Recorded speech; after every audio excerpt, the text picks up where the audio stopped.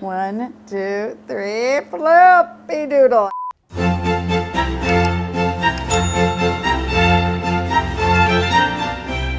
Hey everybody, welcome back to the La Fortezza kitchen, my new channel. I'm so excited to share recipes that we use here to entertain our guests at La Fortezza during retreats. Today I'm going to do an onion tart. I'm actually going to do a Tarte Tatin.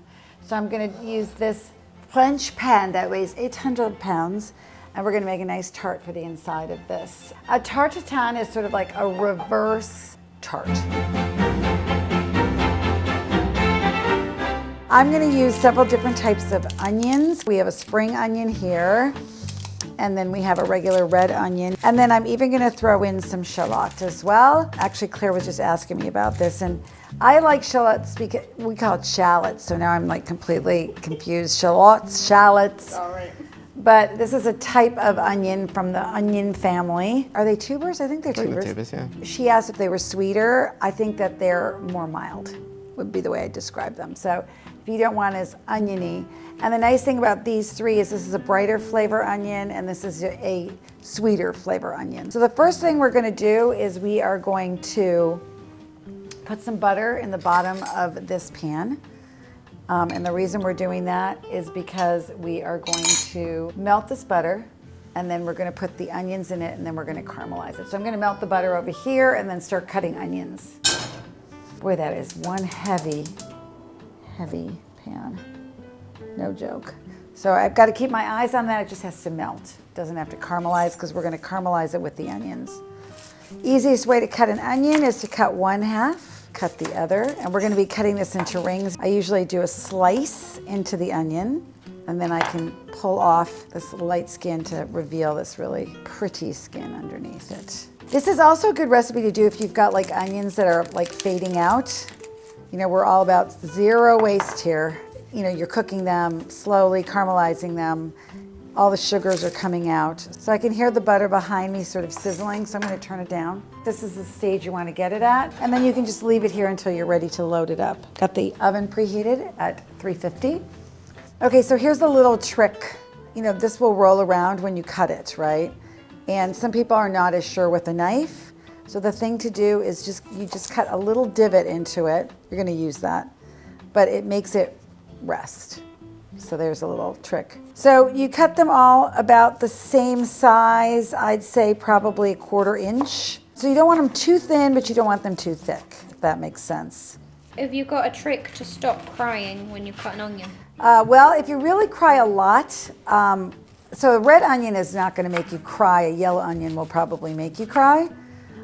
So if you have that issue, there's two things you can do. One, they actually have goggles. Or if you put the onion into the refrigerator before you cut them, like an hour before you cut them, there'll be less crying.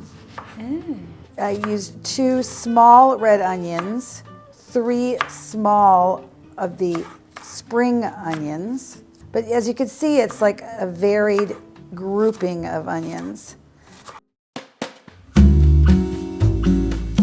I'm going to put my onions in the pan. And this is when you have to sort of arrange them because you're not going to be stirring them around. You're not going to be tossing them.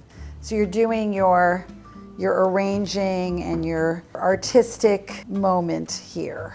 Because when you flip this over, you're going to be seeing these rings. This is where it's important to make it pretty. Like a jigsaw puzzle. It's more like a piece of artwork, Stephen, that you're doing. For Stephen, a jigsaw puzzle, I guess that's artwork for you. It can be artwork. There's probably whole YouTube channels of people doing jigsaw puzzles. Well, you got to be pretty sad to sit and watch a jigsaw puzzle. Some guy doing a jigsaw puzzle. Sorry to anyone that we offend. Although, yeah, you are sad. I'm not sorry. He's so British sometimes. So sorry to anybody that we might offend. So see how pretty that looks? So a good amount of onions, a real presence of onion.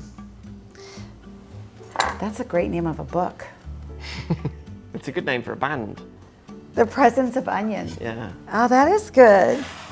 Right below, if you like the Presence of Onion, if you think it should be Stephen's new band. Stephen, do you play an instrument? I used to play guitar badly.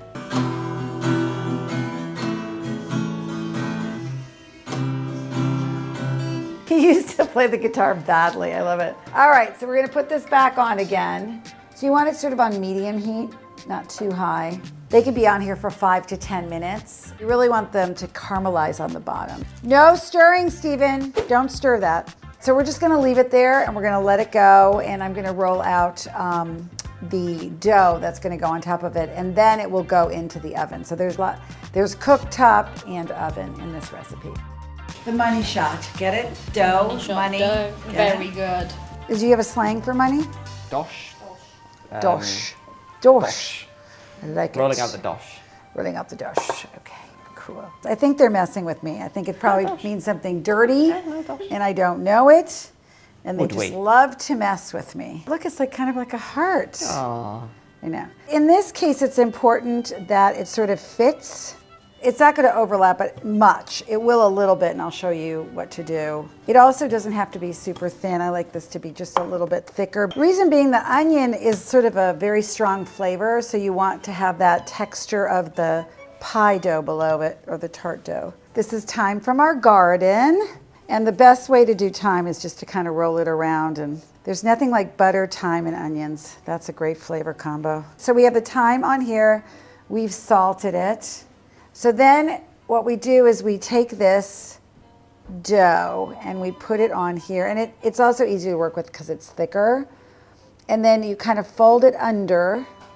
The pan is warm, so just mind yourself, you know, take your time. When you're cooking, I always say this, just take your time. There's no rush. So you just kind of fold it under, press it down on top of the onion. And then we're gonna take this and we're gonna put it into a 350 oven, and we're gonna bake it for about 30 to 40 minutes.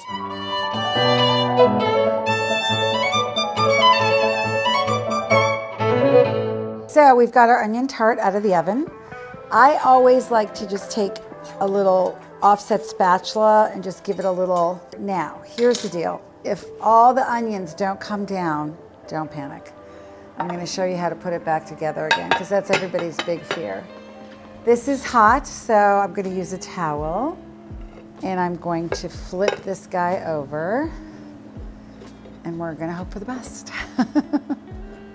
1, 2, 3, flippy doodle. I felt it flip, so. Some of it is still stuck to the pan, and that's fine. There's nothing wrong with that. So what we're going to do is we're going to just do a little hand zhuzhing. So I use a little offset spatula, and I just pick these guys up, and wherever there are holes, I kind of put them in. And that is your beautiful onion tart. Beautiful for brunch, fabulous for lunch. It's easy and it's delicious. It smells amazing. I'm getting hungry. Thank you so much for joining me at the La Fortezza kitchen. Please don't forget to like and subscribe. And are you guys ready for lunch? Oh yeah. All right, let's go. See you next time.